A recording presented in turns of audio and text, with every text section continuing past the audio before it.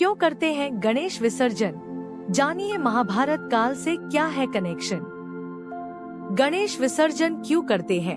गणेश चतुर्थी से शुरू हुआ गणेशोत्सव अनंत चतुर्दशी को संपन्न हो जाता है। इस दिन 10 दिनों तक प्रतिमा का स्थापना करने वाले लोग गणेश जी की प्रतिमा का विसर्जन करते हैं। क्या आपको मालूम है इसकी वजह? दरअसल इसकी कथा महाभारत काल से जुड़ी हुई है।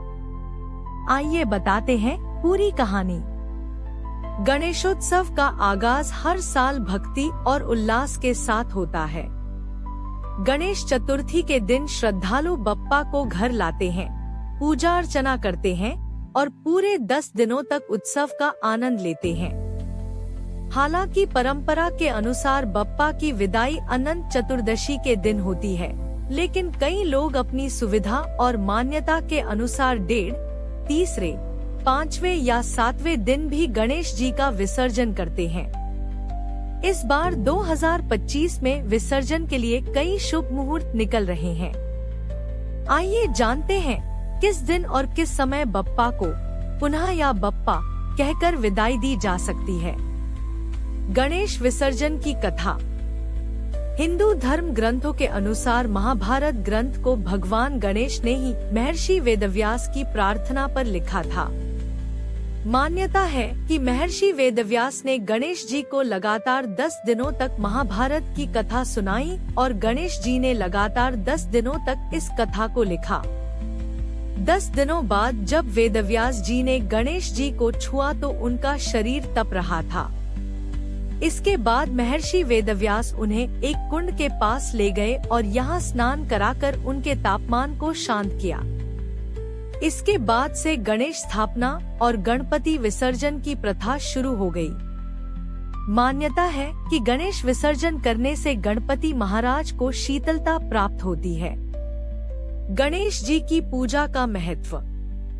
हिंदू धर्म में भगवान गणेश को बुद्धि, विवेक और समृद्धि का देवता माना गया है। ये बुद्धि व्यापार के कारक बुध ग्रह के भी स्वामी देवता है। ये देवताओं में प्रथम पूज्य भी हैं। बिना इनकी पूजा का कोई अनुष्ठान पूरा नहीं होता। इसलिए हर शुभ कार्य में इनकी पूजा सबसे पहले होती है। ऐसी मान्यता है कि ऐसा करने से सभी अनुष्ठान विघ्न रहित पूरा हो जाता है।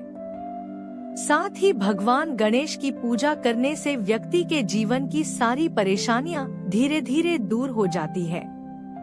गणपति की सच्चे दिल से पूजा करने वाले को शुभ फल मिलते हैं और बुध दोषों से भी राहत मिलती है। गणेशोत्सव में कब कब करते हैं गणेश विसर्जन?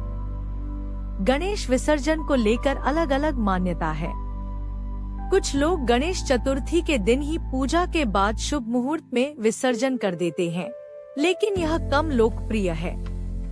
कुछ लोग 1.5 दिन बाद यानी गणेश पूजा के अगले दिन पूजा के बाद मध्याह्न के अगले पहर पर विसर्जित करते हैं। वहीं कुछ लोग 3रे दिन या फिर 5वें दिन या फिर 7वें दिन विसर्जन करते हैं। हालांकि सबसे अधिक लोकप्रिय प्रथा अनंत चतुर्दशी को गणेश विसर्जन करना है। गणेश विसर्जन 6 सितंबर 2025। इस साल गणेश उत्सव भाद्रपद शुक्ल चतुर्थी को शुरू हो गया है। गणपति उत्सव के दिन घर घर में बप्पा की मूर्ति की स्थापना की जाती है। गणपति उत्सव 10 दिनों तक चलने के बाद भाद्रपद शुक्ल चतुर्दशी को बप्पा का विसर्जन किया जाता है, जिसे अनंत चतुर्दशी भी कहा जाता है। विसर्जन में भक्त गणपति बप्पा मोरया, अगले बरस तू जल्दी आके नारे लगाते हैं। गणेश विसर्जन अनुष्ठान और जुलूस, पूजा और आरती। विसर्जन से पहले भक्त गणेश प्रतिमा पर फूल, प्रसाद और नारियल चढ़ाकर अंतिम पूजा और आरती करते हैं।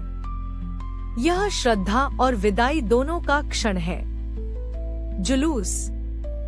मूर्ति को एक भव्य जुलूस के रूप में निकटतम नदी, तालाब या समुद्र तक ले जाया जाता है। जुलूस आमतौर पर जीवंत होता है, जिसमें लोग भक्ति गीत गाते हैं, ढोल बजाते हैं और गणपति बप्पा मोरया और गणेश महाराज की जय जैसे नारे लगाते हैं। विसर्जन समारोह। मुंबई जैसी जगहों पर गणेश विसर्जन गणपति मंडलों द्वारा प्रबंधित एक भव्य कार्यक्रम है। विसर्जन एक प्रमुख सार्वजनिक उत्सव है जो अक्सर रात तक चलता है और सुबह होने तक जारी रहता है। पारंपरिक ड्रम और अन्य संगीत वाद्य यंत्र इस आयोजन को भव्यता देने में महत्वपूर्ण भूमिका निभाते हैं। गृह विसर्जन। छोटी मूर्तियों के लिए या ऐसे मामलों में जहां यह अधिक व्यावहारिक है, विसर्जन घर पर बाल्टी या टब में किया जा सकता है, खासकर उन लोगों के लिए जो अधिक अंतरंग और व्यक्तिगत समारोह पसंद करते हैं। गणेश विसर्जन का वैज्ञानिक आधार। क्या आपको गणेश विसर्जन का वैज्ञानिक आधार मालूम है? दरअसल गणेश विसर्जन हमें याद दिलाता है कि संसार नश्वर है और एक दिन हर प्राणी को जल और जमीन में समाना है। इसके अलावा इससे पर्यावरण शुद्ध हो जाता है। विसर्जन के दौरान गणेश प्रतिमा के साथ हल्दी कुमकुम भी पानी में समाहित होता है। हल्दी एंटीबैक्टीरियल क्वालिटी रखती है, यह पानी को स्वच्छ करता है। इसके साथ ही दूर्वा, चंदन, धूप, फूल भी पर्यावरण को स्वच्छ बनाते हैं। इसी कारण बारिश के मौसम में उफनते नदी, तालाब, पोखरे में जमा हुआ पानी शुद्ध होकर मछली, जोक जैसे अन्य दूसरे जीव जंतु को राहत देती है। इसी कारण गणेश प्रतिमा स्थापना के समय ऐसी मूर्ति की स्थापना करनी चाहिए जो इको फ्रेंडली हो और पानी में जल्दी घुल जाए। साथ ही मिट्टी से बनी गणेश प्रतिमा को चावल और फूलों के रंगों से ही रंगना चाहिए ताकि विसर्जन से पानी दूषित न हो। श्री गणेशाय नमः। गणपति बप्पा मोरिया। इस प्रकार की कथा, रोचक कहानियाँ और सुविचार सुनने के लिए कृपया आप अपने इस YouTube चैनल को लाइक, शेयर और सब्सक्राइब करें। धन्यवाद।